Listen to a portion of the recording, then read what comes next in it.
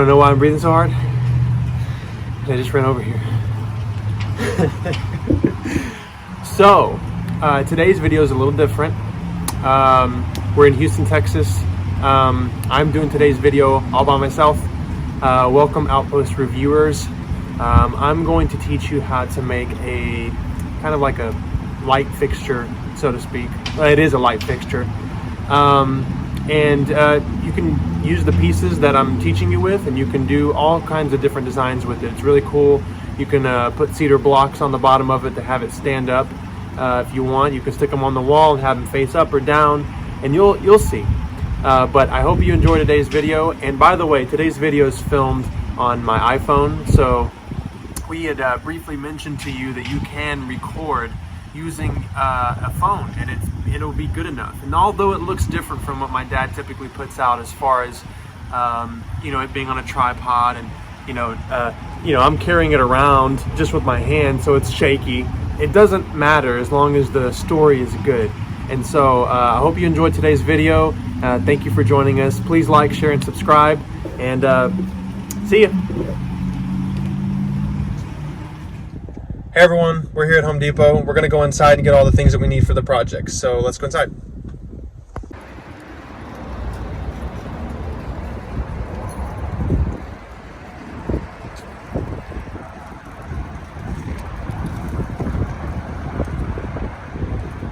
So the first thing you want to do when you come to your local hardware store is find the plumbing section. Go down there where the little pipe adapters and stuff are. And to be able to fit a socket, we need to find the 1 1/4 to 1 couple of reducer. Okay, and it's going to look like this.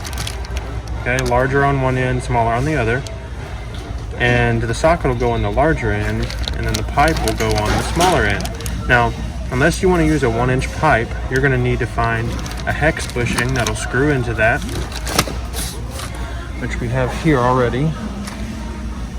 Okay, it looks like this.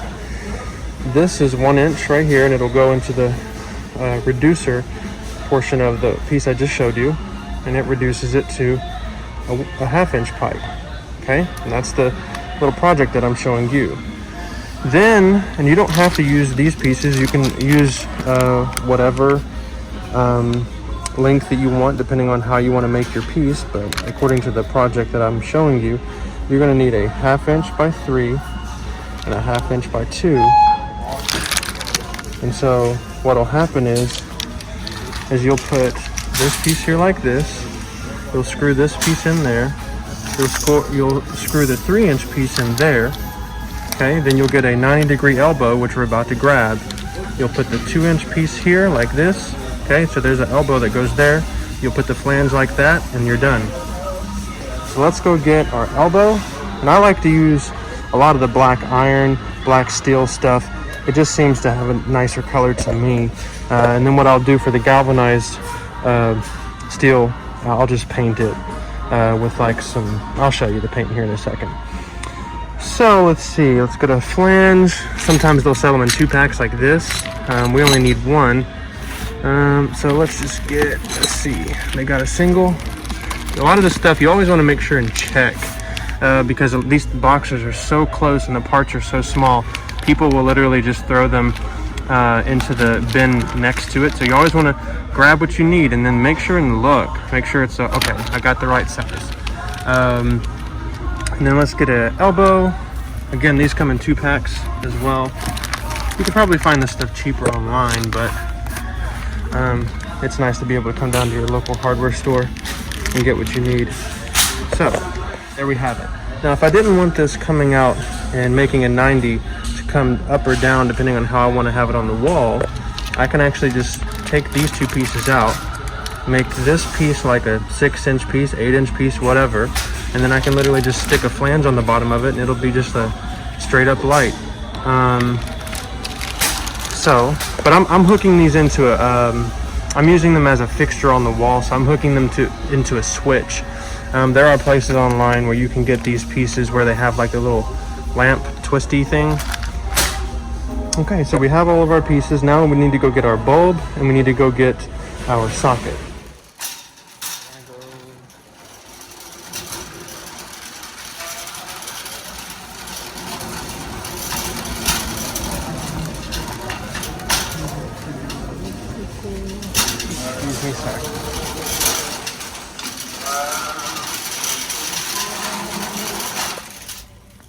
Okay, so we'll come down here to electrical.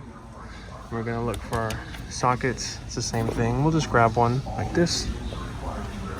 Now, these wires aren't gonna be long enough, so we're gonna go get some extra little wire.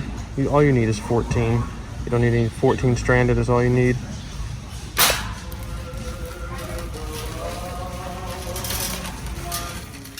Another thing you'll probably end up needing to get are these little splices right here. That way you don't have to just tape your stuff together. You can actually put it together nice and snug. That way you take your wire, put one end on this little splice, take your other wire that you're going to use to lengthen it, put it on the other end, get your little crimpers, splice them together, done. Put some tape around it, you're done. Okay, here's our little tape section. Typically I'll buy this right here. But you don't need anything. You can use this, you can use this. Oops. It's $1.49. That's all we need. Boom, done. Okay, now we're looking at some wire. Let's see what we got. Now typically you don't want to really buy these rolls unless you're wanting to, unless you need to use 50 feet. I think the shortest is 50 foot that they have here. You can go to your local electrical store, come to this little section over here, and it doesn't cost very much. They charge it per foot, and just get you some 14 stranded. So now we're in our paint section, and I'll come over here to this. I like to get this color. It's the closest one to the black iron. It's not identical, but you can spray both pieces and they'll end up coming out like this. But when the light bulb is on, you won't even be able to tell a difference hardly at all. It looks good enough. So, and you know, if you're doing this kind of design, it's gonna have a rustic look to it, so the colors don't have to match. So you're good there. Now we're gonna go down here for our bulb section, and we're going to look at getting an LED bulb. You can get a incandescent if you want to, but LEDs are a little bit pricier, but they're also going to be a little bit more efficient.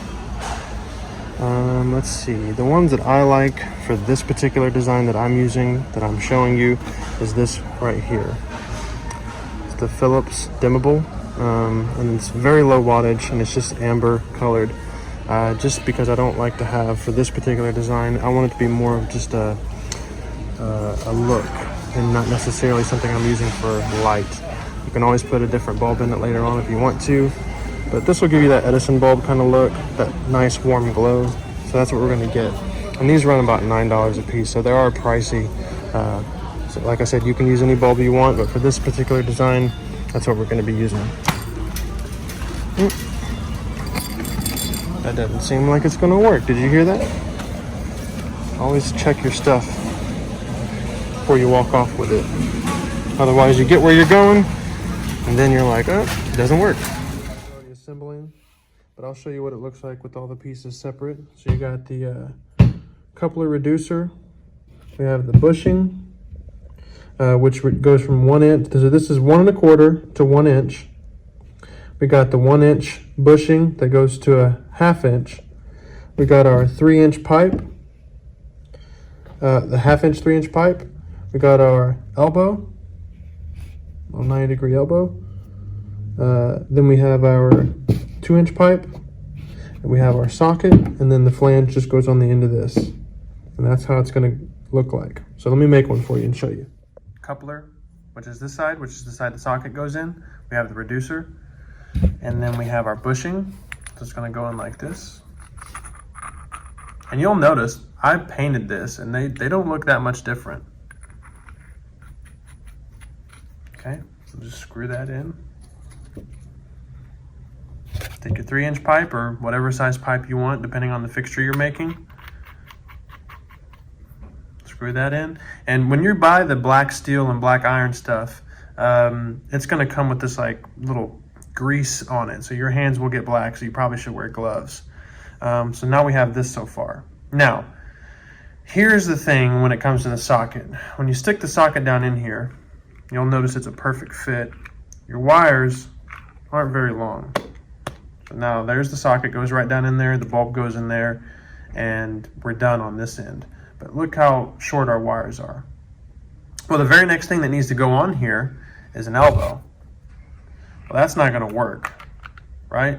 Unless you want to crimp your stuff, you know, with hardly any room to crimp with. So what I'll do is I'll cut it up in here, which is why I have this example up here.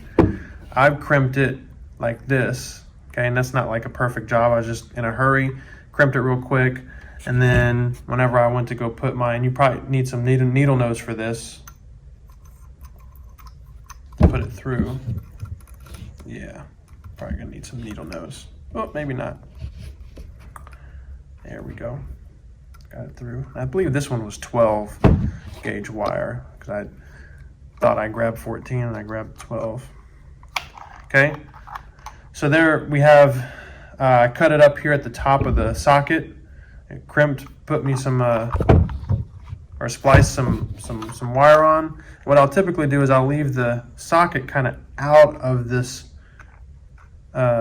piece right here. That way I can actually twist and it'll move with it. Otherwise, you're just going to be twisting this wire around in there and you don't want anything to come loose.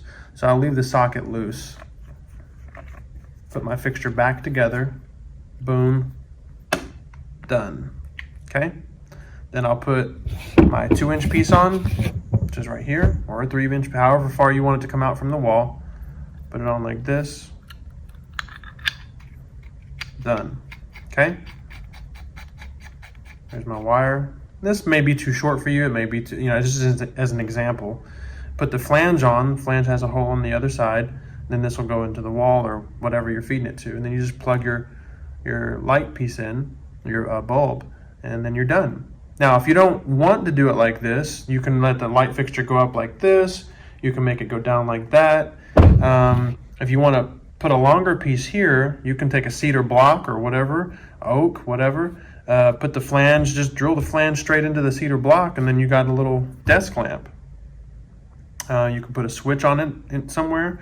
So there's a lot of different things you can use these little fixtures for, these little adapters to put together to make yourself like some wall fixtures or some floor fixtures. If you want to put like a 3-foot section of 1/2-inch pipe or however big you want. You could use 1-inch pipe since this is technically 1 inch on this coupler right here. You can put a 1-inch pipe there and go straight down to a cedar block and, you know, stagger them, you know, 4 foot, 3 foot, 2 foot. They make 30-inch sections. You can get them custom cut, I think up to or down to a certain length. And then, you know, have them thread it there right there at the store. But anyway, I thought this would be really cool to share with you because the whole idea of me coming up with this thing is I had someone who purchased 2 of these fixtures with the socket, the extra wire coming out the end, and all of these pieces with the flange for $100 for 2 of them, $100. And I was like, oh man, I've always wanted to make one of these, but I just never took the time to go to the store. I took her fixture, I went to the store, I found all the pieces, and I believe that this whole thing probably cost me, minus the bulb, probably cost me less than $20 to make, which may still be expensive, but when you get something that's this kind of cool looking fixture that most people don't just have, you know, sitting around, I mean, it's a neat little thing, and you can do all kinds of stuff with it. You can run a string of pipe down the wall and make your own little, you know, kind of look like a, I had someone tell me it looked like a mine, just because it was running down the wall and it just had lights coming down.